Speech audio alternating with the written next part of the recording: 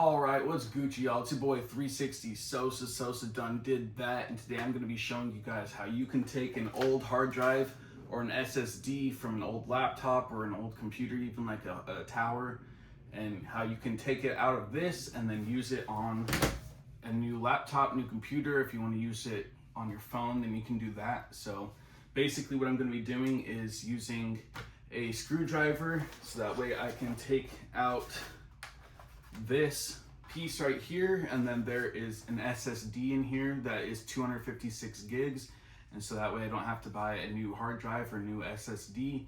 I can just take it out of here and then use it directly. So I'm going to be using a SATA cable, SATA, because that's what type this hard drive is, a 2.5-inch SATA SSD. So I'm going to be using this. This was $10 on Amazon and shipped the next day. So basically for the cost of $10, I'm going to be able to get a 256 gig hard drive that I can take with me anywhere. I just, of course, have to use this adapter.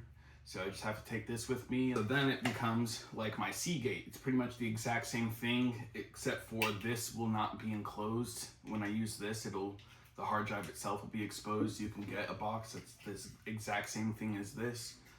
I just didn't care to, so. But you can feel and hear the hard drive going around and spinning when you are using this, so it's the same type of idea. And I'm getting 256 gigs out of this old laptop that I can't use really and I don't use. So yeah, so let's get to it. All right, so this is an old Dell Latitude E6540. So it's super old, don't really use it, don't have a use for it really. I have another laptop that I use that's way better anyway. So I just would like to use a solid state drive out of it, and then for the cost of $10 for the connector. And it might be different depending on what type of connection you have. It might not be a SATA connection, so you just have to look for that. But they have similar connectors that are around the same price point, so you just have to look to make sure which connection it is. But it'll be the same type of idea, same process. So now what we need to do is get the hard drive out of my computer. I just need to unscrew this right here, and then I can pull it out. So that's what we're gonna do.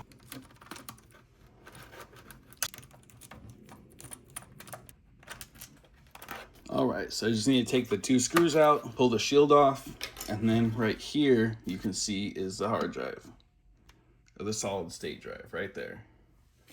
I'm able to just pull this out. There's a little catch that I can get. And then I can put the laptop down. I don't have anything else I need to do with the laptop.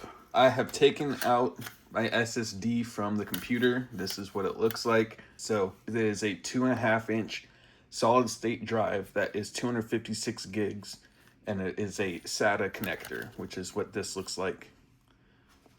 So I went on to Amazon and then I bought a SATA to USB. It also came with a USB-C adapter, so that way you can use it for USB-C. All you do is connect it in just like that, and then now you have a hard drive. The only difference is, as you can see, this one is a Seagate. They're pretty similar size. The Seagate has a cover. You can get a cover for this if you want one. For me, I didn't think it mattered to me that much personally, for at least right now. So right now it's just an open exposed kind of one. But so now I have this adapter, SATA. I have access and power, so it shows if it is working, and then it shows if you have access to it, which is nice. But now all I need to do is plug this in just like any other hard drive, flash drive, SSD. Just plug it into the USB or USB-C, and then from there it will show the hard drive similar to like how it would on your computer. So it'll still show all of the different users and all the data through there. So it will still have the memory if you have not either formatted it or have deleted everything off of it. So I'm going to hook this up to my computer, and then I will show you guys. So I have my computer connected in. I do have something in the USB slot right now, so I do need to use the USB-C adapter, but that's fine. So I'm just gonna plug it in. like that. The power button is on, and then it blinked until now, so you can see that there is access to the hard drive itself. As you can see, it still has the files from the computer since I haven't deleted anything off of it yet. But if you go down here, you can see on this PC, you have the Windows SSD, which is just the normal one that I have on this laptop itself, which is a terabyte. But then you have another local disk D, which is the one that I just plugged in. And you can see it has 15.6 gigs free out of 237. So as you can see, it is a 237 gig hard drive that I got to use essentially for just $10 just for getting this adapter.